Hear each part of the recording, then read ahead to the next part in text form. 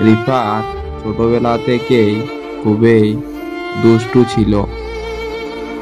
মায়ের কথার সে কোনো গুরুত্ব দিত না এবং পড়াশোনাও তার মনোযোগ কম ছিল।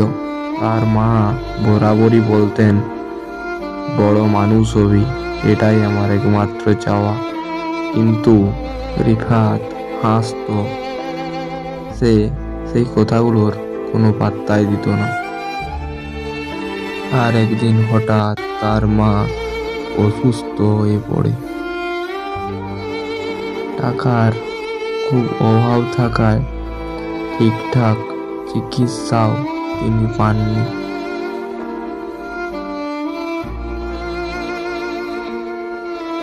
আর একদিন রিফাতের হাত ধরেই তার মা তার শেষ নিঃশ্বাস ত্যাগ করলেন।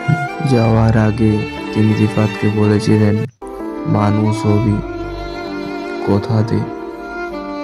তার মায়ের মৃত্যুতে সে খুবই ভেঙে পড়েছিল এবং সে নিজেকে ভিতর থেকে বদলে দিল। সে পড়াশোনায় মন দিল এবং কঠোর পরিশ্রম করল এবং একদিন সে একজন বড় ডাক্তার হলো।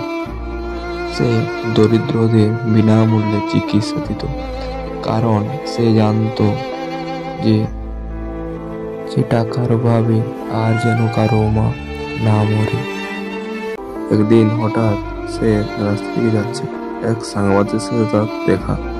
তখন সাংবাদিক জিজ্ঞেস করলো যে, আপনার জীবনের সব থেকে বড় অনুপ্রেরণা কি?